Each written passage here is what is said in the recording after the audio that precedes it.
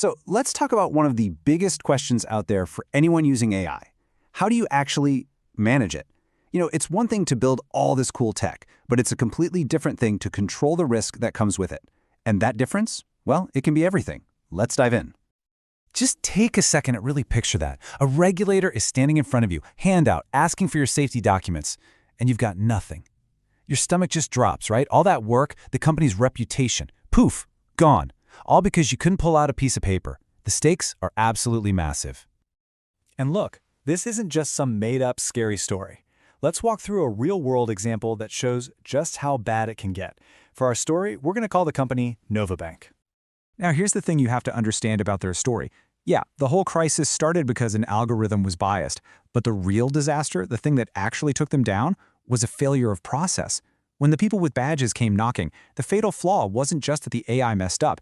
It was that the bank had no proof, no logs, no paper trail to show they'd ever even thought about the risks.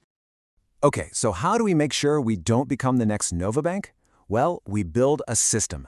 We stop freaking out after something goes wrong, and we start putting up shields before it can even happen. Let's break down what that system really looks like. This right here is what we mean when we say AI governance. And please, don't think of it as boring red tape or paperwork. That's not it at all. Think of it as your shield. It's the safety system that stands between your company and total disaster. It gives you the structure and, crucially, the documentation you need to prove you're doing the right thing. And the very first tool we're going to put in our governance toolkit is something called a risk register. It sounds kind of formal, but trust me, it's a simple idea, and it's incredibly powerful. So what makes this so special? Well, look at this.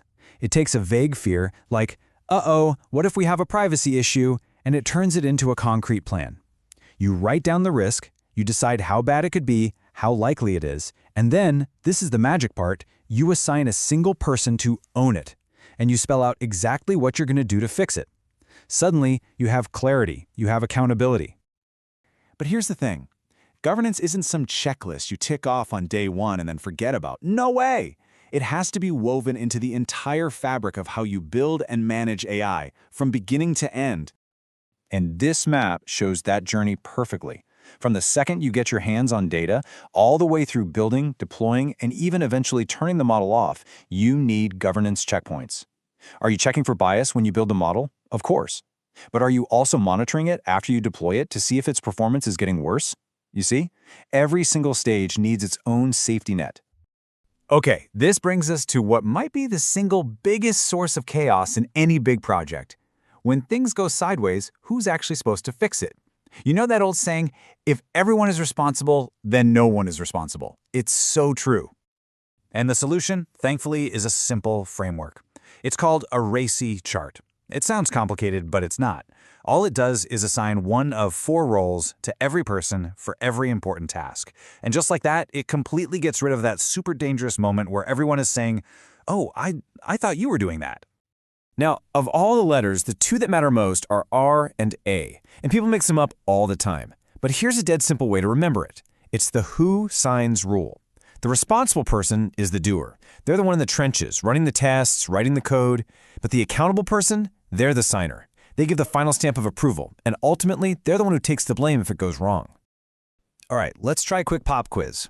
Let's say your company is about to launch a new AI tool to help with hiring. You've got an AI ethics officer, and their job is to physically run the bias tests. And you've got the head of compliance, whose job is to give the final green light. So, for bias testing, who is responsible and who is accountable? The answer? The ethics officer is responsible. They're the doer, right? Their hands are on the keyboard running the test. But the head of compliance is accountable. They're the signer.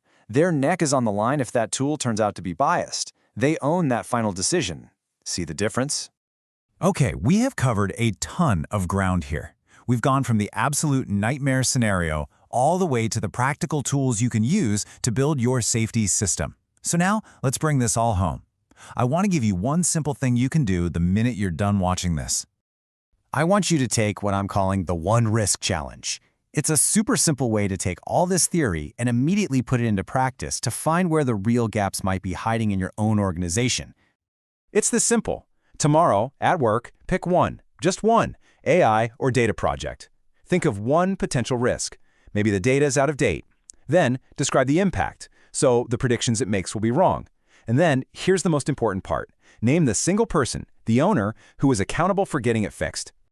And this is the final thought I really want to leave you with. When you're doing this challenge, if you get to that last step and you can't name one single owner, if you start to hesitate or you think, well, it's kind of this department, but also maybe that one, have you just accidentally put your finger on the single biggest, most dangerous governance gap your organization has right now?